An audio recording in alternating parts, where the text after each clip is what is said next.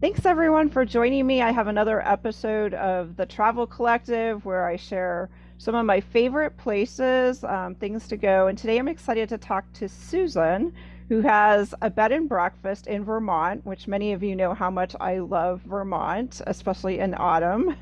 And I'm always looking for these special places to stay. And sometimes it's hard. Sometimes you have to do a lot of deep diving into the internet to find these places. So thank you for coming on today, Susan, and so we can hear about your bed and breakfast. Oh, you're very, very welcome, April. We are in Vermont. We're in the part of Vermont that we call the Northeast Kingdom, which means that we're about 45 minutes from Canada. We're right on the Connecticut River, so that makes us on the neighbor of New Hampshire. So where we're located, we're on 91, easy access from many ski areas, lots of wonderful little towns in the Northeast Kingdom, which is why it's called the Northeast Kingdom, because we have lots and lots of little towns. But the iconic little towns are a short drive away. Our website has short drives, day trips, which you can do when you stay with us. We're really central to a lot of very picturesque areas. So, why did you decide to start a bed and breakfast? Well, my husband and I both have recently retired, and with our four children, we always had people over. And we loved having people over. We have lots of space. And so when we travel, we stay at small bed and breakfasts. And we looked at each other one day and said, we could do this. So we started planning in 2015 and got it up and running, putting in new bathrooms, putting in, redoing the woodwork and the rooms and getting rid of a lot of clutter.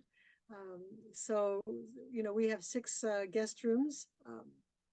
Our rooms are en suite, and we have, a small cottage that we bought behind us, which has a nice little, um, you can take a whole family and use the whole cottage. It's got a kitchen, it's got a dining room, beautiful view of the town overlooking everything. And we've got our main house, which was built in 1901. It's a neo-colonial Victorian, late Victorian house, and the cottage is arts and crafts. It's a beautiful 1912 building. Oh, wow, it sounds amazing. It sounds incredible. So, you answered the question about the number of rooms. What are some things that guests should think about if they're choosing to stay at a bed and breakfast? Well, every bed and breakfast is different. One of the things that we like to do with our bed and breakfast is to treat our guests as if they were family returning, to be with us. So we spend a lot of time at breakfast just chatting. What are you doing today? Do you need any tips for dinner? Have you thought of this trip? We have photographers with us every fall because it's a beautiful place to be in the fall. And so, where's a good shot? This is where can I see this view? What can I do? So we're always giving direction about, what's a good place to see. And of course, St. Johnsbury itself is a lovely little town. We have a main street that was built in the late 1800s, early 1900s. So the Victorian houses and the fountain and the walkability to downtown is right from our bed and breakfast. We have a museum. If you like arts and culture, we have the Fairbanks Museum and Planetarium, which is really geared up for our solar eclipse coming up. We are um, have the Athenaeum, which is our local library, which has an art gallery, which is amazing in the back with the Hudson River paintings and paintings from all over the world, and our History and Heritage Center. Plus, Catamount Arts brings, we have the Vienna Choir Boys coming. We have the Ukrainian Symphony Orchestra that came to town. We have lots and lots of cultural events. So we are a cultural center. We're also a recreation center. We are the trailhead for the 93-mile rail trail, recreation trail that goes across Vermont. And so we have many bicyclists that come or trail riders. You can go horseback, you can go winter time, with the snow machines, or bicycle or walk, and we're one of the main attractions really for the rail trail. Yeah, St. Johnsbury is a beautiful town. It's amazing to me too, the buildings. I've been inside the Athenaeum and the gallery it's stunning. It's well worth a visit. And it's just amazing. It's kind of like this town that appears out of nowhere. And I'm not sure the entire history of the town and why it ended up with so much money and beautiful buildings, but it's definitely worth a visit.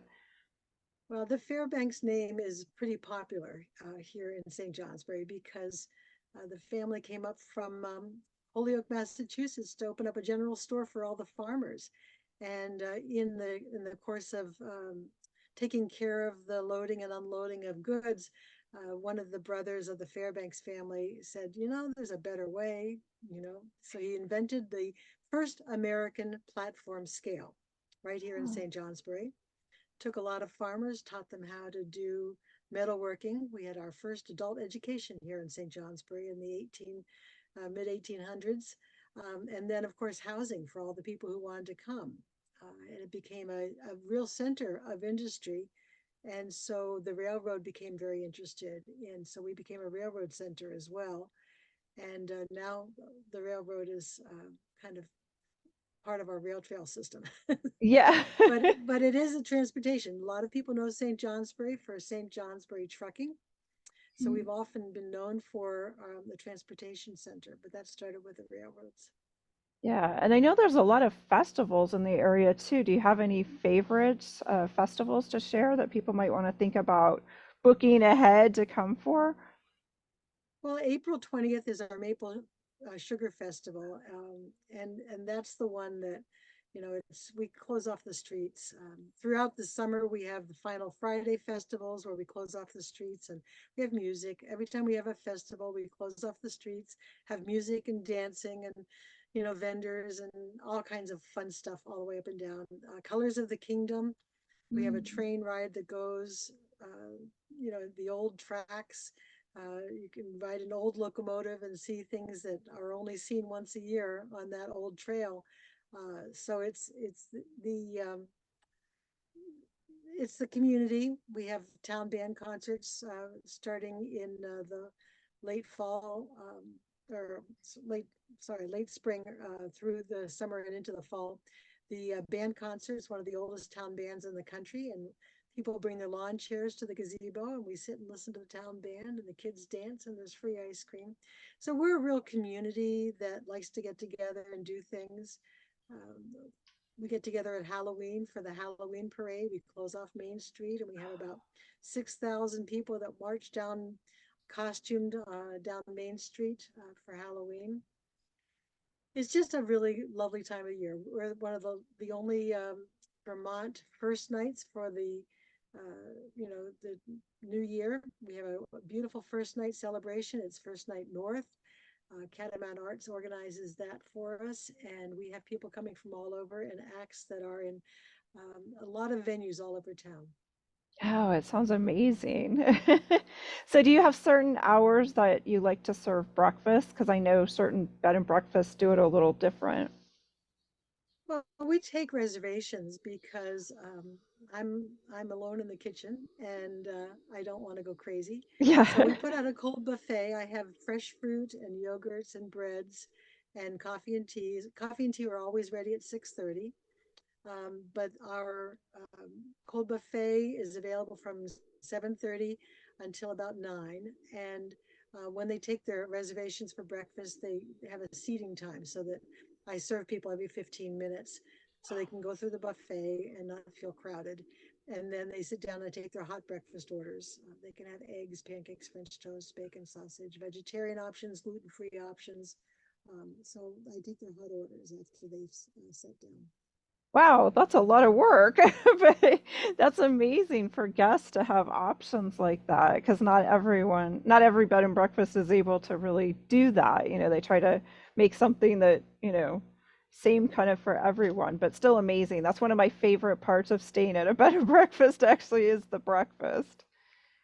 Well, we serve a good quantity of breakfast. Ours are, people love the breakfast. I do some, um, our Cherry House special coffee cake every Sunday morning, so that's a special deal as well. In the fall, I often have made a lot of pies, and so I'll say, "Do you want some pie for breakfast?" And that's a Vermont thing. Um, Yeah, it you know, is. but You can't what's the say difference no. between an apple strudel and an apple pie? I mean, really, Right, exactly. And right? you can't say no to pie and coffee in the morning. That's just that's just awesome. Yeah. So what are a few of the local restaurants? I'm not super familiar with the restaurants for dining at dinner. I know certain small towns, and I always advise my travelers of this to plan ahead. I mean, some restaurants are they need to be closed on, say, a Monday night. So if you're in the area, planning ahead and maybe putting in a reservation so you don't come up short, especially during busy times like fall foliage. Yeah, I think you're right. Fall foliage, it's good to make a reservation ahead of time. We do have a lot of visitors. And again, if you're staying at the bed and breakfast, you want to reserve well ahead of time. Our reservations are coming in now for October. So this is really important that you think ahead. But we have something open every night of the week. We Oh, had okay. a little bit of a hard time finding restaurants that were going to be open Sundays and Mondays, but our chamber got on it, and we're really happy to say that there's something you can have every night of the week. There's a Oh, restaurant good. open.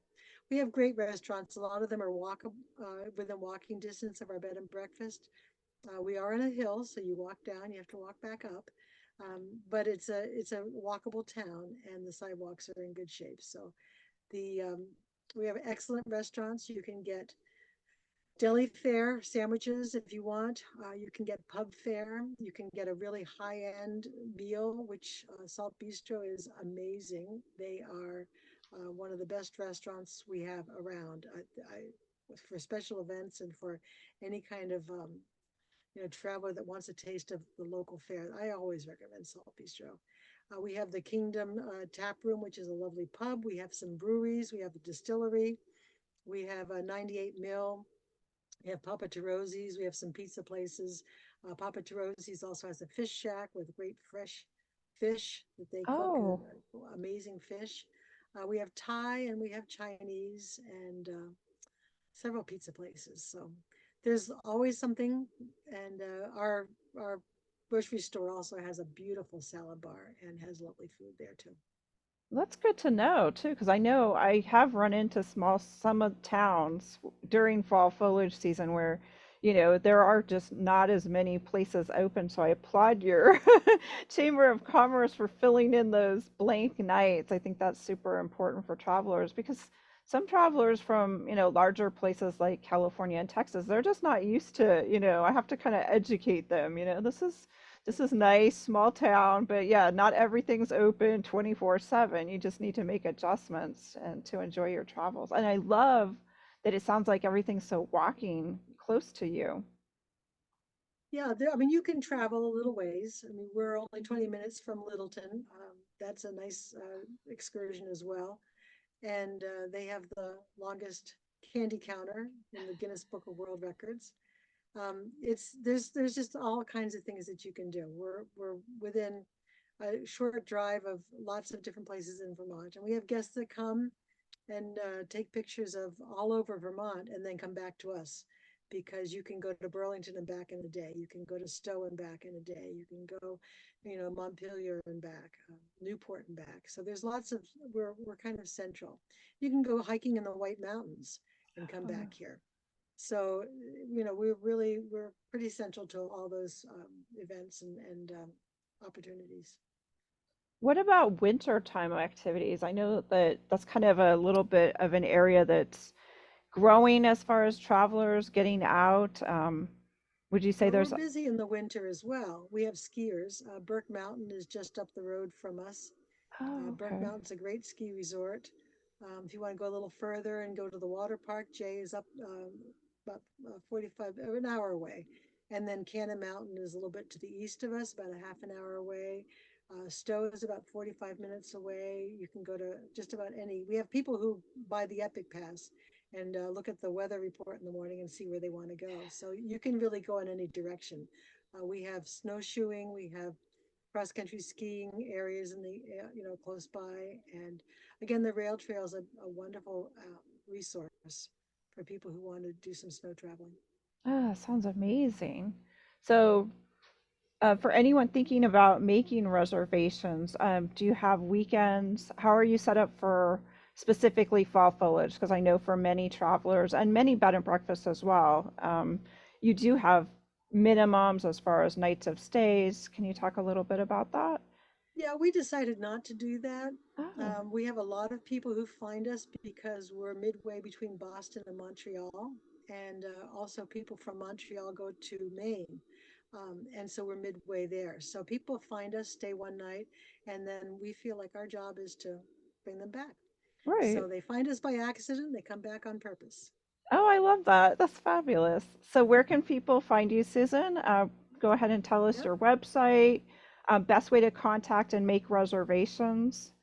Yeah, the website is the best way. We have a great system on the website, cherryhousebedandbreakfast.com.